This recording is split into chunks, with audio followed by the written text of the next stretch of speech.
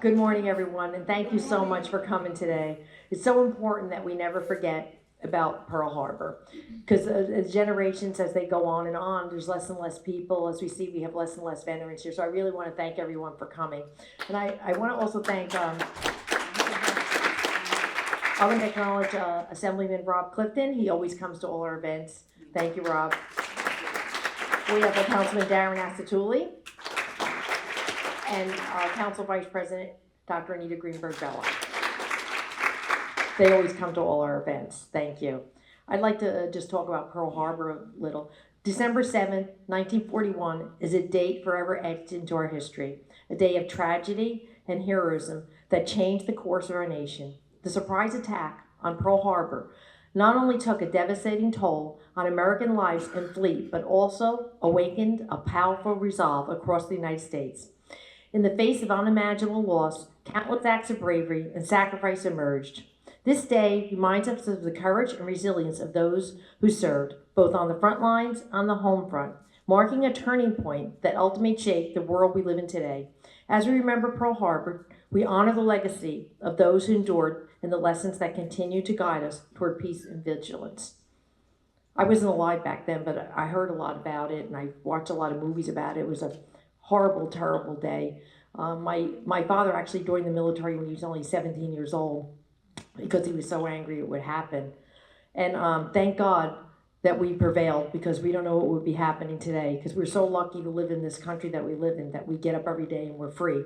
I know a lot of people think we don't have freedom of speech, but we really do. And we're just so lucky to live here. I'd like to see if Assemblyman Clifton would like to say a few words before I read the proclamation. No. It's your proclamation. Thank you so much. It's great to be here again. I've been to many of these Pearl Harbor ceremonies since I started representing the township. So it's a real honor to be here, and the veterans that are here today, thank you so much for your service. Pearl Harbor, the tragedy that it was, in hindsight, began what became the greatness of America. In just 4 short years, we had driven tyranny from the face of the earth with the defeated Japan and the defeated Nazi Germany. And over the next 84 years, America has been that guiding light to support freedom throughout the world, whether it's standing up in Korea, the North Korean invasion of the South, and standing up to defend that, or in Vietnam, or in the liberation of Iraq and Afghanistan. America has been on the side of freedom and liberty, and we have to be eternally vigilant, and we have to support our friends around the world. When we see these dictators pop up around the world, America really is the only superpower. And nobody wants to send their young men and women off to foreign battlefields. But we are, unfortunately, the only beacon of liberty in this nation, the strongest, the most powerful, and an example for other nations to follow. So, and it's because of the veterans who sacrificed so much and gave their full measure of devotion to this nation that we're able to stand here. And as the mayor said, we do have freedom of speech. We are the freest nation in the world. It is always under threat, as Ronald Reagan said. Liberty is losing our liberty is only one generation away. We have got to teach our children and their children that we have to be eternally vigilant.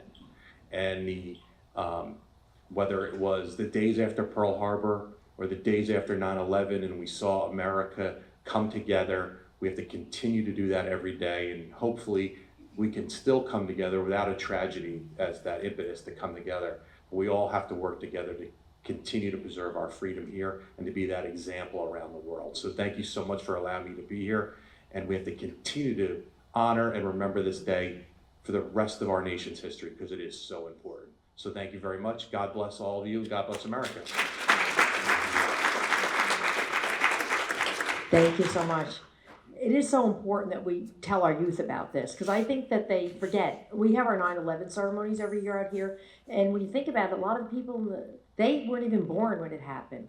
So it's very important. I would like maybe next year if we could merge this with the schools, maybe have some students come from the school, because I think it's so important for the schools to teach this about Pearl Harbor, the true facts about Pearl Harbor, because I think a lot of our history is getting lost today's generation. So I think I'm going to try to work on that, maybe merging this with the schools for next year. So now I have a proclamation to read. After I read the proclamation, if anybody wants to brave the cold, we're going to go outside just for 5 minutes and we're going to place a wreath at the monuments out here. So I'm going to go out without a coat on too. So, but if you feel like you don't want to go, don't feel like you have to come. It's fine. December 7th, 2025 marks the 84th anniversary of the unprovoked attack on our nation over the island of Oahu. More than 2,400 precious lives and much of our Pacific fleet were lost, yet the ensuing unification of our people proved mightier than the attack that aimed to weaken us. On National Pearl Harbor Remembrance Day, we pay tribute to the men, women, and children, military and civilian, who lost their lives on December 7, 1941. Honor all who served in the wake of that infamous day, and recognize the sacrifices today's service members make each day in the fight against injustice and oppression around the globe. 16 million Americans left behind everything they knew and everyone they loved to fight for freedom, far from home, and liberate a continent from the grip of tyranny. Courageous individuals from all walks of life crossed oceans and stormed beaches, uplifting a generation and paving the way for our fiercest adversaries to become some of our closest allies. And together, our greatest generation overcame the Great Depression and built the largest middle class and strongest economy in history.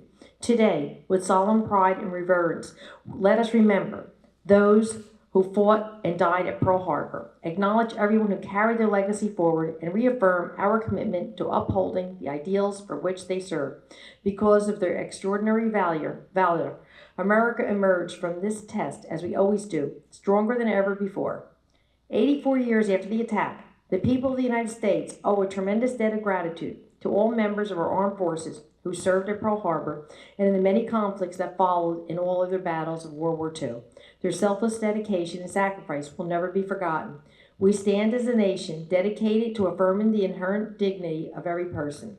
On this day, let us honor the memory of all who gave their lives, and let us resolve to uphold the principles and values of our country, for which generations of brave men and women have fought and sacrificed.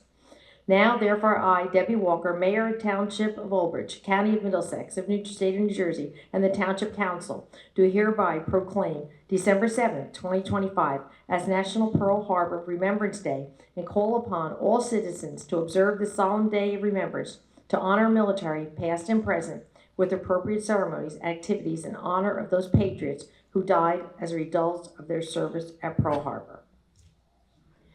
And I just hope that, today is on December 7th, that you please remember all those that served our country, also in all our wars, because if it weren't for our veterans, we would not be sitting here today. Who knows what would have happened if China or Japan would have won that war. It would have been a terrible, terrible, I can't even imagine what would have happened to us. So thank you so much to our veterans for, sacrificing your time and away from your family and to keep us free. I want to thank you. So now we're going to go outside. We're going to lay the wreath, but if you... 1 second. Are there any veterans in the room and their families? Can you please stand up? Could we have the veterans stand Veterans up? We'd stand like up. to honor you.